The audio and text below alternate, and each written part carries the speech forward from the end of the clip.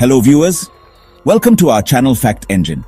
Measles is back in the USA after 25 years. Already 2 children have died, and as of April 3, 2025, 600 new cases have been reported since January 2025.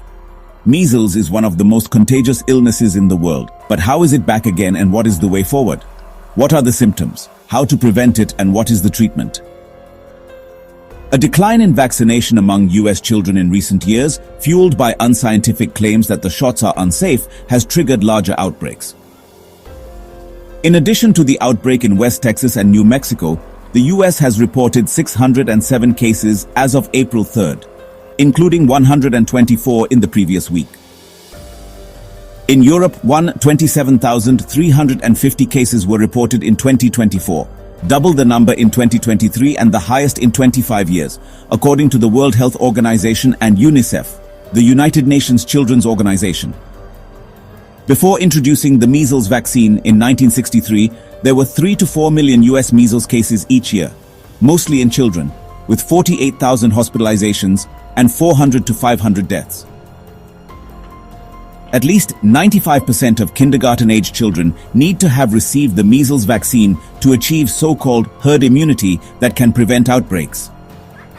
Vaccination coverage among US kindergartners decreased from 95.2% during the 2019 to 2020 school year to 92.7% in 2023 to 2024, according to the CDC, the Centers for Disease Control.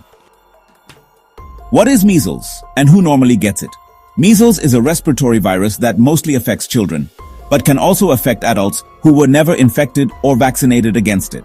Measles is often lumped together with mumps and rubella because there's one vaccine, known as MMR, that protects against all 3 diseases, but they are each caused by different respiratory viruses. How does measles spread? The measles virus lives in the nose and throat mucus of infected people. When they cough, sneeze, or even just breathe, viral particles slingshot into the air, where they can linger for up to 2 hours. This is why measles is, well, one of the most contagious viruses we know of. According to the CDC, if one person has measles, up to 90% of people who are not immune and breathe the contaminated air or touch an infected surface will get sick. Unlike other respiratory bugs, it is not seasonal. A person infected with measles is contagious for about 8 days, including the 4 days before a rash appears and the 4 days after.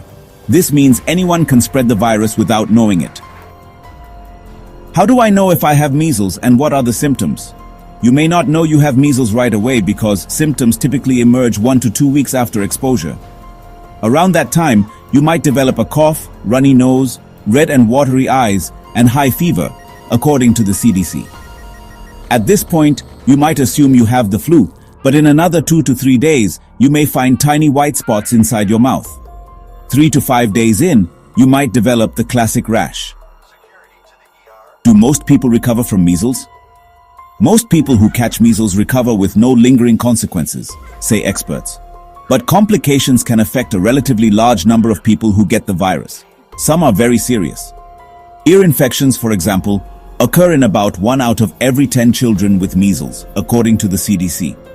As many as 1 in 20 will get pneumonia, which is the most common cause of measles-related death in young kids.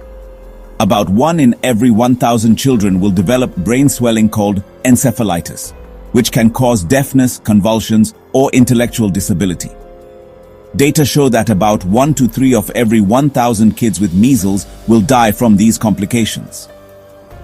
A fatal central nervous system disease called subacute sclerosing panencephalitis can happen to very few people about 7 to 10 years after they recover from measles. The risk is higher for those who get measles before age 2.